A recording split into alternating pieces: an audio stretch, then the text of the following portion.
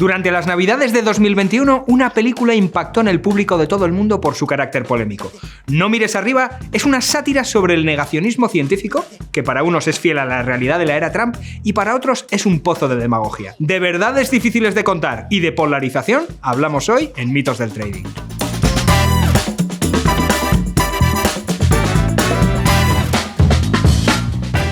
Tal vez la destrucción de todo el planeta no debería de ser algo divertido.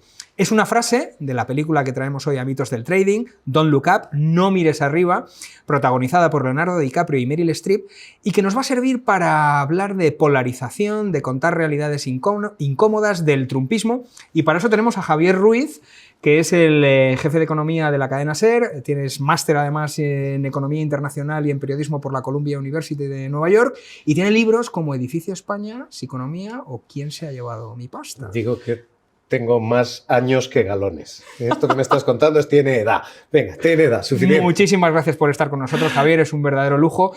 Y sí que nos resulta muy interesante desde el punto de vista nuestro, ¿no?, del trading como inversores. Hay veces que un pequeño dato en economía trastoca un montón de inversiones y un montón de proyectos. ¿Cómo asumimos los particulares, los inversores, esas decisiones? O sea, esas noticias. Yo digo que tenemos dos tipos de cosas que hacen los medios de comunicación. Uno es intentar influir, y otra es alimentar los prejuicios. Y muchas veces el problema que tenemos es ese, que hay un sesgo. La gente busca lo que le hace confirmarse en lo que ya piensa. Así que tenemos, por lo general, atención selectiva, diría yo. La gente escucha lo que sabe que le va a dar la razón. O sea, que al final oímos un poco de la realidad que existe para crearnos nuestra propia realidad, ¿no? Sí, más que informarse, hay mucha gente que lo que busca es reafirmarse. 2 de cada 3 de los lectores tienen esta cosa que se llama sesgo de la confirmación. 2 de cada 3 buscan exactamente lo que ya pensaban antes. Esto que comentas es muy interesante, Javier, porque es algo que se ve en la película. Al final, hay un meteorito que con el 99% de probabilidades va a impactar en la Tierra y los políticos están decidiendo si realmente es una realidad que va a ocurrir, si no va a ocurrir. En economía, ¿podemos evadir la realidad o el meteorito nos acaba impactando? En economía, la gravedad se impone siempre, pero en economía hay un momento coyote. ¿Habéis visto el coyote cuando salta el desfiladero y antes de mira y mira abajo y de repente mira a la cámara y en ese momento es cuando cae? Bueno, pues esto lo hemos visto con todo tipo de activos. En todo tipo de activos hemos visto un cierto desafío a la gravedad. Tarde o temprano la gravedad se impone. Tarde o temprano vas a caer contra el suelo. Pero durante un momento de inercia y de velocidad tenemos locuras como los tulipanes hasta el Bitcoin. Tenemos momentos de entusiasmos que no están respaldados por la realidad y la realidad se impone, pero no siempre a tiempo.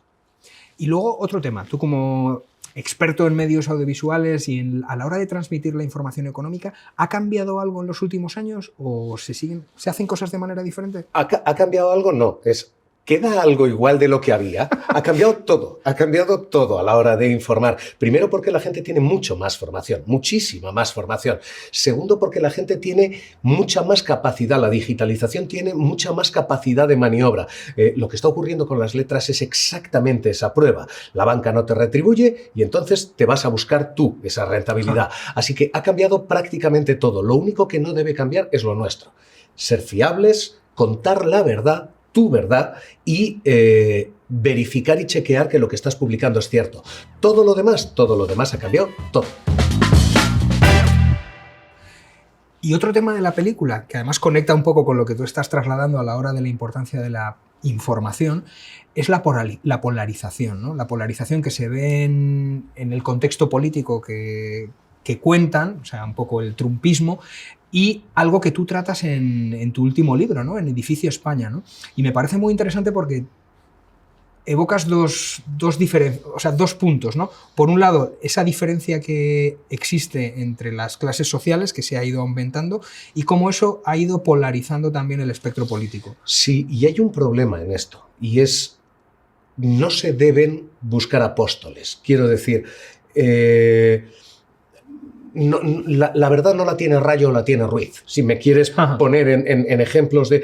La verdad no la tiene uno u otro. Probablemente la verdad surge del debate entre esas dos partes.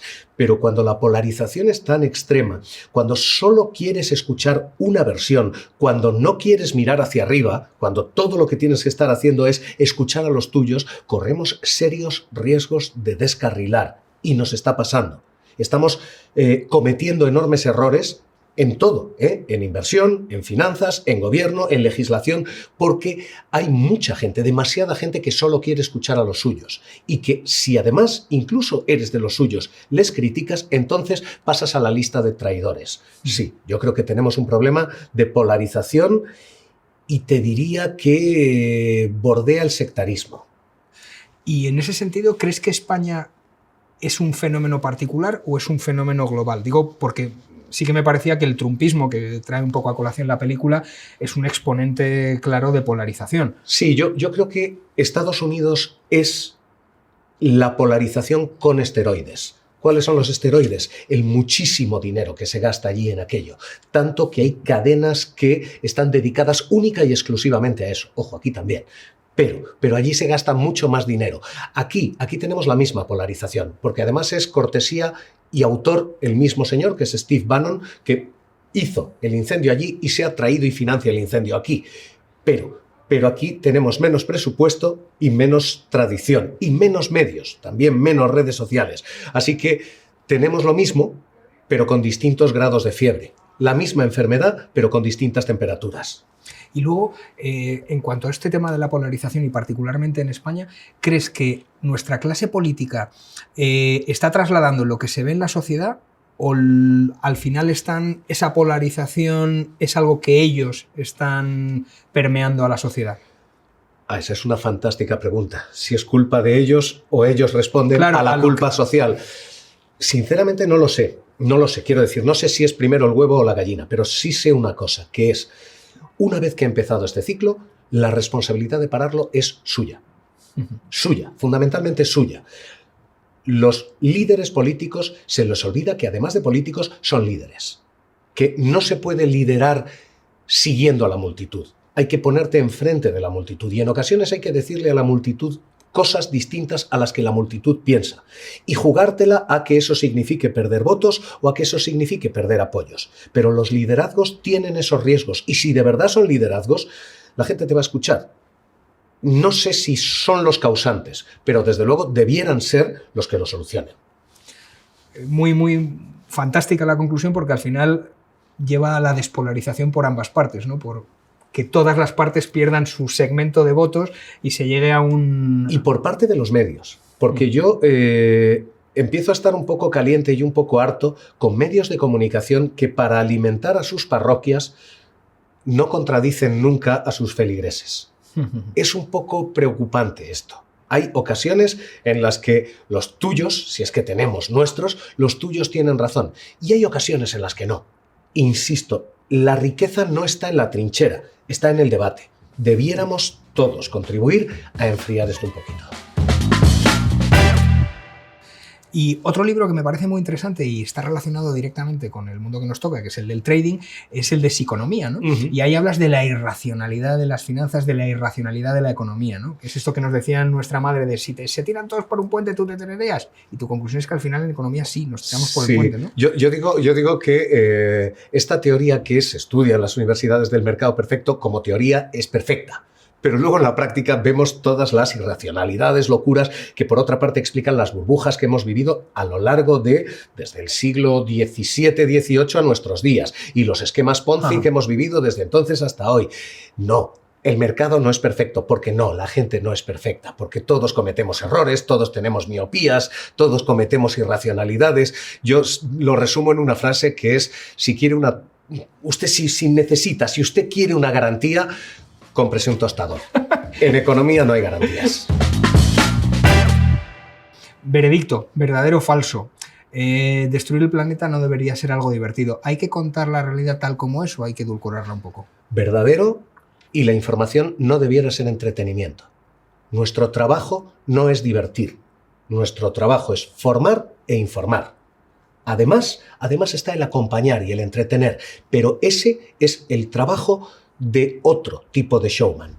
La prensa y la información no tiene que ser divertida ni siquiera entretenida. Puede serlo, pero no es nuestra obligación, no es nuestro trabajo. Nuestro trabajo es contar la verdad.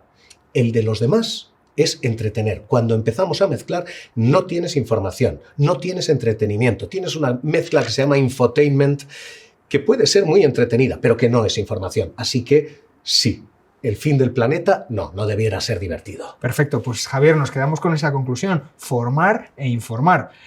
Ha sido un placer tenerte hoy con nosotros, hemos aprendido un montón y seguiremos hablando de cultura popular, de cine... Yo quiero para la próxima. Esta me ha gustado, a la próxima vuelvo. Nos vemos entonces en Mitos del Trading. Javier, encantado. Un placer.